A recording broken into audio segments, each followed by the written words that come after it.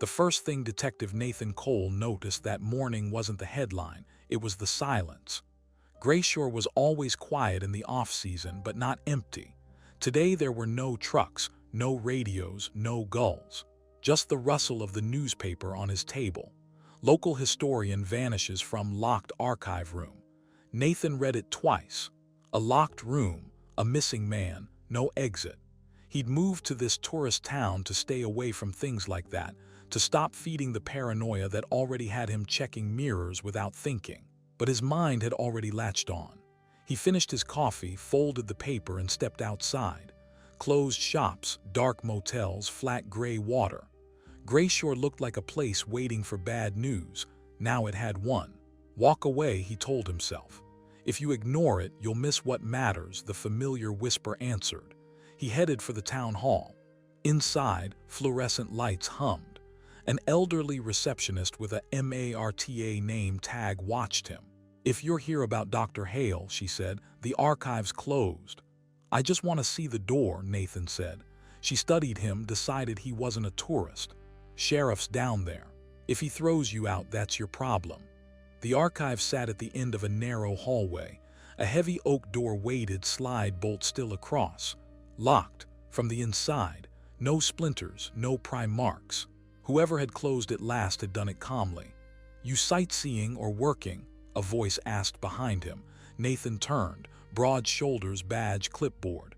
"Depends who's asking," he said. "Sheriff Doyle. Nathan Cole, private investigator."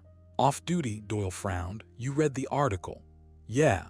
The sheriff slid open a small viewing panel. Shelves, boxes, a table, one chair. No open window, no missing tiles. "We checked," Doyle said. "No vent big enough, no trapdoor. He walked in, door was locked, now he's gone. I don't like tricks." "What was he working on?" Nathan asked. "Old ship records," Doyle said. "Some ship that disappeared off this coast but never made the official lists. Hale thought the town buried something." Nathan brushed the frame. Near the handle, the wood was slightly polished, a small smooth patch worn by the same grip again and again. Not panic, habit. A historian obsessed with disappearances. A locked room that behaved too neatly. A town pretending this was just strange. "Sheriff," Nathan said, "if I stay out of your way and tell you what I see, mind if I keep looking?" Doyle hesitated, listening to the wind rattle a window. "Edge only," he said. "You don't cross my line, you don't freelance behind my back." "Understood," Nathan said. Back in the lobby, he looked once more at the headline. Dr. Leonard Hale had been chasing something the records didn't show. Now he was the one missing. Nathan's paranoia, the part of him that never slept, drew the obvious line. Whatever Hale had disturbed wasn't finished, and Greyshore was far too quiet for that to be good. Nathan didn't make it 10 steps from the town hall before realizing someone was watching him. He felt it first, that subtle prickle at the back of his neck. The same instinct that had saved his life once and ruined his peace ever since. He slowed near the edge of the boardwalk, pretending to study the tide chart pinned to a kiosk. A reflection moved behind him, then vanished. Someone had been there. Nathan exhaled through his nose, recalibrating. Greyshore wasn't big enough for shadows to stay anonymous for long. Whoever watched him either lived here or had a reason to blend in with the locals. He headed toward the municipal archive again, this time circling the building from the outside. Behind it, a narrow service alley ran between the archive and an empty souvenir shop. The shop's windows were dusty, its displays sun-faded, and yet footprints, one set, fresh, leading toward the shop's back door. Nathan crouched.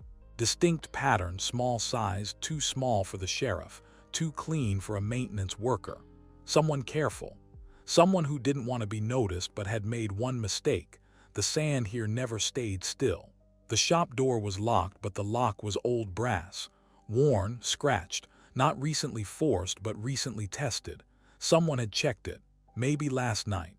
Nathan straightened and scanned the street. No movement except a lone gull hopping across a roofline. The silence tightened, like the town was waiting for his next move.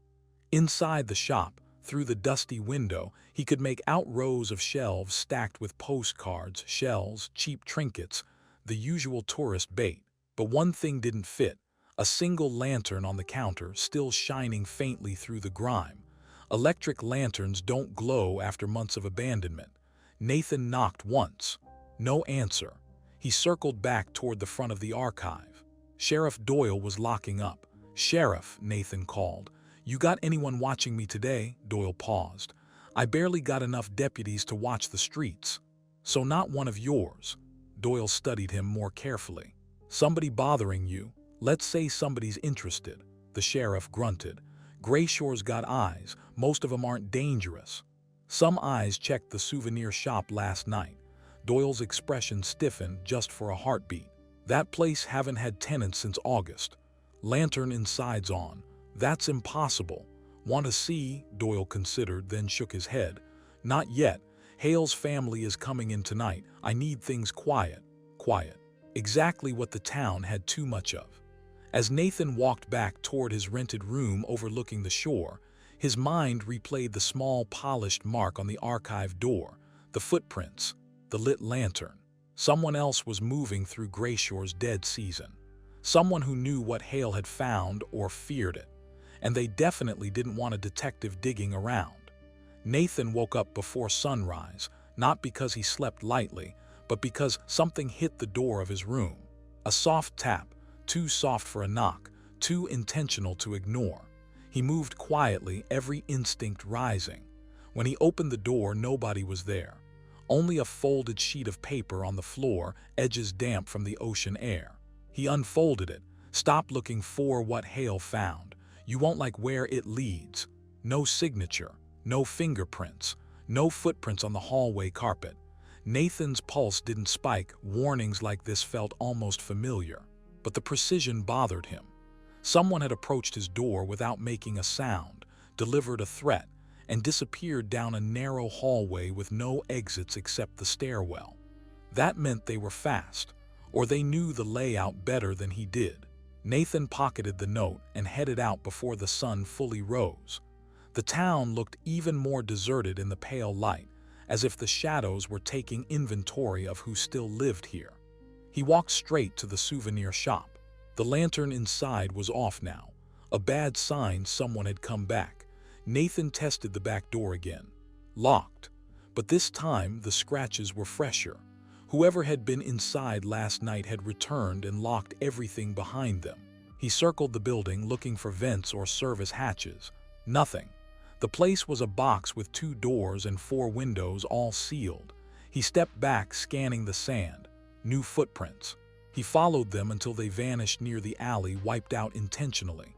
Someone was cleaning their trail. Nathan headed for the archive next. No sheriff yet, no staff. Just the hollow echo of his own steps in the corridor. The door to the archive remained sealed, slide bolt still in place. He stared at the polished spot on the frame again, now certain it wasn't random. Someone had touched that exact place many times, maybe Hale, maybe someone else. Then he noticed something new. A thin fiber caught between the frame and the wall. Pale, almost transparent. He plucked it carefully, synthetic, smooth, not from clothing. More like a rope filament or something used in marine gear. A historian researching a lost ship, a locked room, a filament that belonged on a dock, not an archive door. Nathan's mind clicked the pieces together just as footsteps echoed from behind. Sheriff Doyle. "You're here early," the sheriff said. "Got a note under my door," Nathan replied. Doyle's jaw tightened. "Want to show it to me?" "Not yet. Whoever wrote it wants me off this case." "That's what concerns me." Nathan held up the filament. This was wedged in the door. Doyle leaned closer. "Boat rigging. That or something similar." The sheriff's eyes narrowed toward the coastline, barely visible through the hall window. "If this ties to whatever Hale was digging into, this isn't just a disappearance." Nathan nodded. "Someone's staging the board before the game starts." Doyle exhaled. "I'll check the docks. You keep your head on." Nathan stepped outside, the cold wind biting harder now. He looked at the shoreline, the old piers stretching like broken fingers into the gray water. If Hale had uncovered something hidden beneath this town's quiet facade, someone had been waiting to bury it again. And now Nathan was in their way. Nathan didn't plan on going to the pier that early, but the wind carried something that changed his route instantly. Voices, whispering, urgent, and close to the waterline. He moved down the wooden steps, keeping to the left side where the boards creaked less. At the far end of the pier, two figures stood behind a stack of unused lobster traps. One was short, wiry. The other had the broad, slumped posture of someone used to heavy work. Nathan caught only fragments. Shouldn't have taken it. If he shows them. Not again. Then a metallic sound like something small and important being passed from one hand to another. Nathan stepped closer, but a gull shrieked overhead. Both figures snapped their heads toward the sound. He froze behind a piling. Silence. Then hurried footsteps. By the time he peered around the corner, the pier was empty. But they'd left something behind. A single glove, thin, waterproof, with faint salt crust along the fingertips. Maritime gear. Nathan tucked it into his coat and scanned the water. A small dinghy bobbed near the pier's edge, untied, as if someone had left in a rush. He leaned over, checking the hull. A smear of something dark ran along the side. Tar, oil, no, too matte, too gritty, almost like sand mixed with charcoal.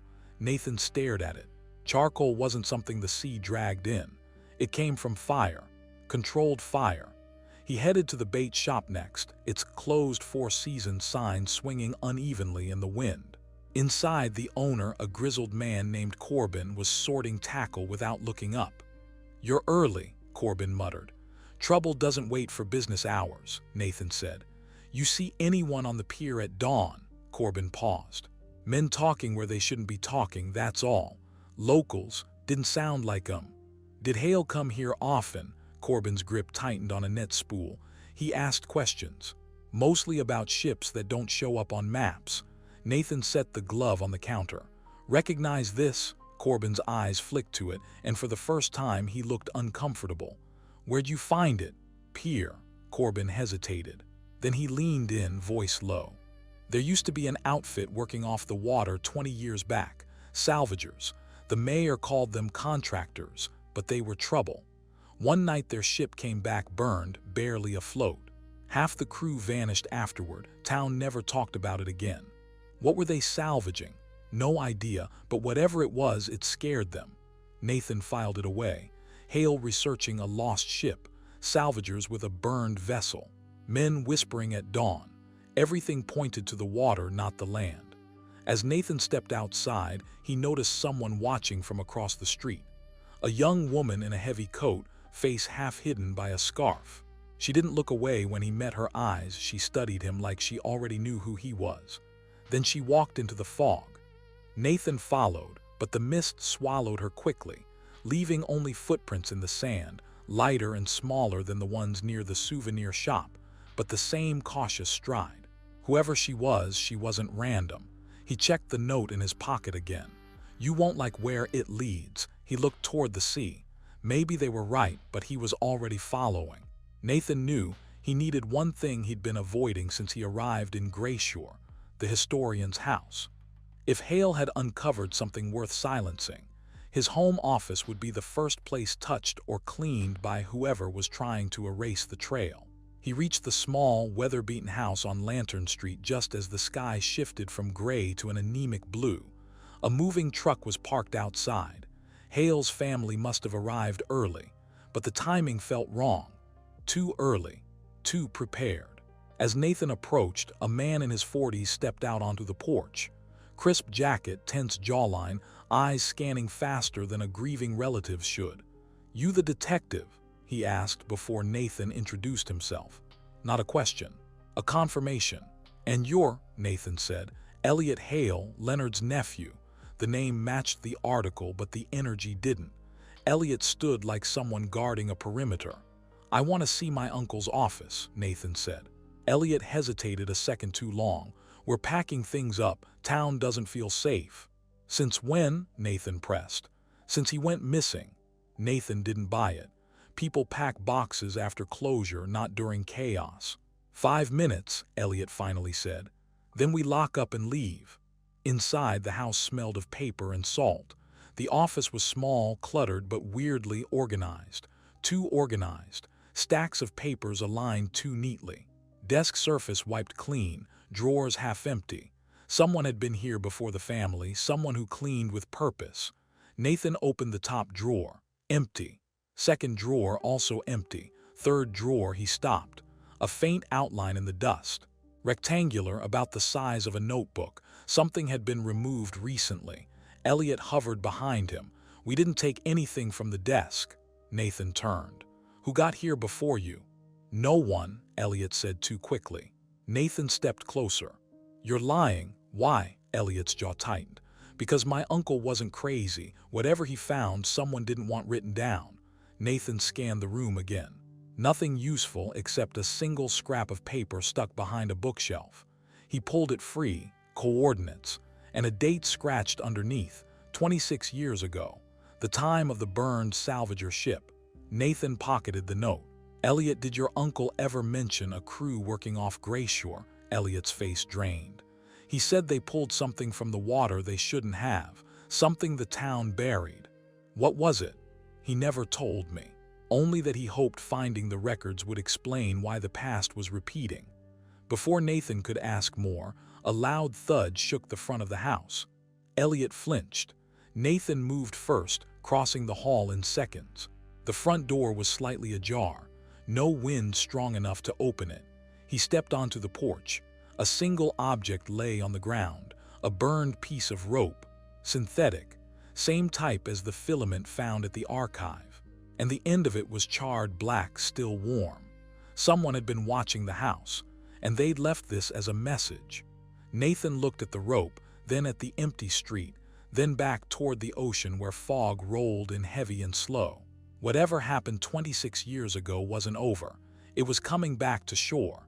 Nathan didn't go back to his room. The burned rope shifted his priorities instantly. Whoever left it wasn't warning him anymore. They were pacing him, testing how fast he connected dots, and he needed to move faster. He headed straight for the docks, hoping Sheriff Doyle was already there. Instead, he found yellow tape flapping in the wind and the sheriff kneeling beside a wooden piling, expression set like stone. "You're late," Doyle said without looking up. "Didn't know we had an appointment," Nathan replied. "You do now." Doyle stepped aside. At the base of the piling, wedged between wood and barnacle-crusted support beams, was another fragment of rope, same synthetic material, same blackened tip. "You saw this and didn't call me?" Doyle asked. "I was busy finding coordinates Hale left behind." That got the sheriff's attention. "Coordinates," Nathan nodded. 26 years old. Matches the time frame of the burned salvager ship. Doyle swore under his breath. "I was a rookie then. Town treated that incident like a ghost story. No bodies recovered, only rumors." "Someone's trying to repeat the pattern," Nathan said. "Or finish what wasn't finished." Doyle stood, tension framing his shoulders. "We need to find a boat." "We need," Nathan corrected, "to figure out what Hale found first, because someone else already knows." The sheriff didn't argue. That alone worried Nathan. They walked toward the far end of the docks. The fog thickened until the world shrank to 30 feet of visibility. Shapes blurred. Sound traveled strangely. Then Nathan heard it. A faint tapping. Metal on metal. Steady, deliberate. They followed the sound to a storage shed half swallowed by fog. The door was cracked open. Doyle drew his flashlight. Nathan pushed slowly. Inside, fishing gear lined the walls, nets, floats, old buoys. But the tapping wasn't coming from the ground. It was above them. Nathan raised the light. A chain swung gently from a ceiling beam, tapping against a rusted hook.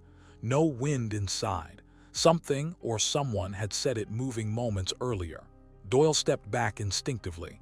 Nathan scanned the corners. No movement, no breath, just the chain slowing. Then he noticed something tied to the end of it. Paper, folded tight. Nathan pulled it free. Same handwriting as the note under his door. "Your clothes, too close, turn back." Doyle's jaw clenched. "They're taunting you." "Not me," Nathan said. "Us, and the timing means something." He stepped outside. The fog shifted, revealing faint impressions in the wet dock planks, footprints leading away from the shed. Small, precise. The same stride he'd seen from the woman earlier. Doyle followed Nathan's gaze. You think she's involved? She's connected, Nathan said, but not the one leaving threats. How do you know? Nathan pointed at the prints. These are too light. The person who approached my room moved like a professional. These are cautious. Watching, not warning, the sheriff grunted. So we've got 2 ghosts in this town. Maybe more. Nathan looked at the water. Low tide exposed dark patches of seabed beneath the pier, uneven, disturbed. Like something heavy had been dragged recently, or lifted. And suddenly the coordinates made terrible sense. Whatever Hale found wasn't just a clue, it was an anchor point, and something out there was rising again. Nathan didn't wait for the tide to rise. If Hale's trail led to the shoreline, then the truth, whatever it was, had finally surfaced. And this time, he wasn't walking away without answers. He and Sheriff Doyle reached the exposed seabed just as dawn broke through the fog. Dark trenches carved through the sand, twisted like scars. Not natural, not weather-made. Something had been pulled out. Nathan crouched. This was heavy and recent. Before Doyle replied, a voice called from the rocks. The woman in the heavy coat, Lydia, stood there, face pale but steady. You need to see this, she said. Between 2 boulders lay a scorched metal box, small but brutally heavy. Its latches melted. Its surface burned twice, once long ago, once recently. Lydia kept her distance. I didn't touch it, but someone did. Nathan knelt, inspecting the warped edges. Inside, only disturbed sand remained. Empty. Whatever was stored here was long gone. Doyle crossed his arms. You think Hale found this? He found it, Lydia said quietly, and he found who survived. Nathan looked up sharply. Survived what? She handed him a brittle slip of paper, Hale's handwriting trembling but precise. The survivor remembers everything, and they want the town to pay. Doyle's face drained. So 1 crew member made it out. And they came back, Nathan said. Lydia nodded toward the cliffs. Hale met them 2 weeks ago. He thought they wanted closure. He didn't realize they wanted revenge. Nathan stood. What did they salvage 26 years ago? Lydia took a breath. A crate containing evidence that tied several town officials, old and current, to illegal shipments. They tried to destroy it at sea. The crew mutinied, the ship burned, only 1 sailor survived. Who? Doyle asked. Lydia looked straight at him. Your former mentor, Captain Royce. Doyle staggered. That's impossible. Nathan pointed to the trenches in the sand. He dug this box out himself. He's been moving through the town for days. And Hale? Doyle's voice broke. Lydia's eyes fell. Royce forced him to reveal where the second cache was. When Hale refused, he made him disappear too. The fog thickened again, swallowing the horizon. Nathan didn't flinch. Where's Royce now? He asked. Lydia pointed to the end of the beach, where faint footprints led toward a collapsed pier. He's finishing what he started. Nathan and Doyle followed the trail. The wind howled through broken beams. At the edge of the pier, wrapped around a support column, hung Hale's missing notebook, torn, soaked, and unmistakably placed. A message, a farewell, and a direction. Inside the notebook, 1 final entry. If someone finds this, don't chase him. He's already walking into the sea. Nathan looked up. A lone figure stood far out on the tidal flats, walking straight into deepening water, head high, movements calm, as if returning home. Captain Royce. No hesitation, no turn back. Just a man finishing a long, broken circle. Doyle took a step forward, but Nathan grabbed his arm. Let him go. This isn't justice. This is the end he chose. The waves rose, folding around Royce until he was gone, swallowed by the same water that failed to claim him decades ago. The sea went still. Nathan let out a slow breath. Case closed, he said quietly. But not clean. Lydia stood beside them. What happens now? We tell the truth, Nathan answered. Hale deserves nothing less.